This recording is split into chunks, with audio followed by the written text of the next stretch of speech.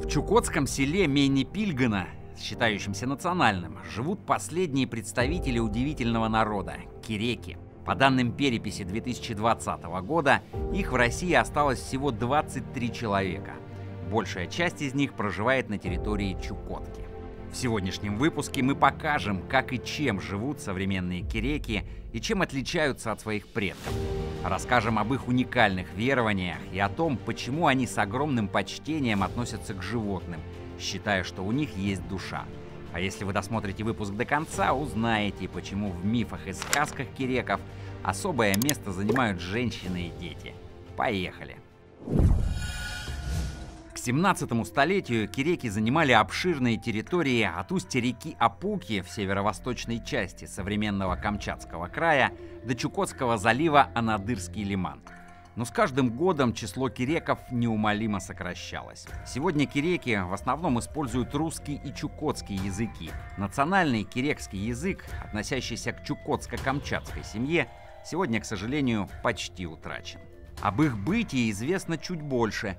С первых заморозков киреки жили в зимних поселениях на галечнике, на небольших сопках или косах. Поселения состояли чаще всего из одной землянки, которая называлась куймаяна – жилье с ответвлениями. Сооружения утепляли дерном и песком, зимой покрывали еще и слоем льда.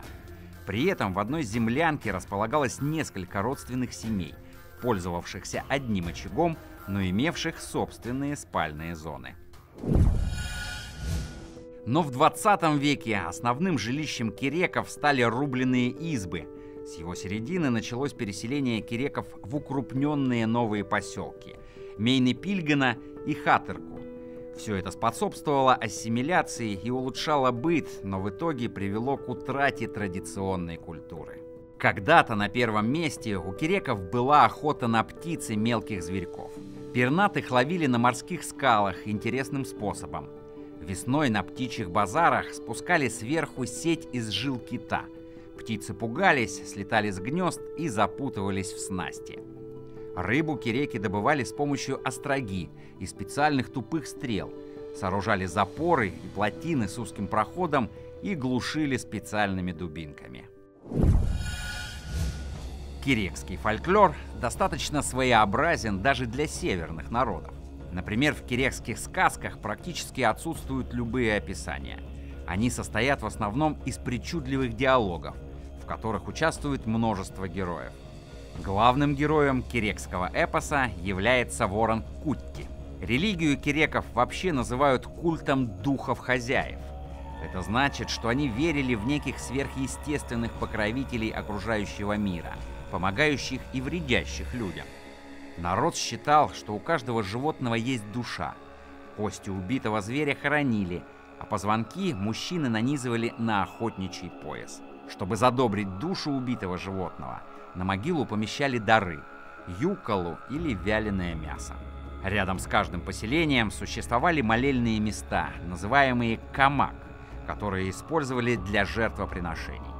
Жертвенными животными чаще других выступали собаки. Шаманы участвовали в промысловых обрядах, предсказывали погоду, занимались врачеванием. В их роли чаще выступали мужчины.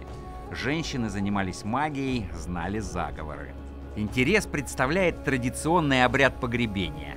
Единственные среди всех соседских народов, киреки тела погибших в зимнее время соплеменников выбрасывали в море.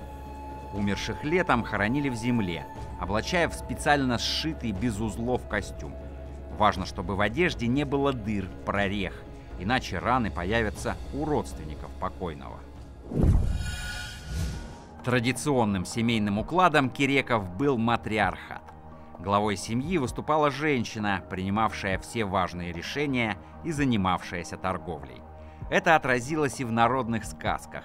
Перед совершением какого-либо поступка или началом дела герои обязательно спрашивают совета у бабушки или другой женщины. При этом детей киреки любили и баловали, верили, что в телах младенцев в мир живых возвращаются души предков. Это тоже отражено в эпосе. В сказках дети всегда оказываются умнее взрослых людей. Дорогие друзья, на этом наш сегодняшний выпуск подошел к концу. На прощание напишите в комментариях, Какие истории из жизни киреков показались вам самыми интересными? А может быть, вы и сами встречались с представителями этого малого народа? Расскажите об этом в комментариях, а еще не забудьте подписаться на наш канал и активировать колокольчик, чтобы ничего не пропустить. Мы будем очень признательны вам за лайки под этим видео. А с вами был канал Ямал Медиа. До новых встреч!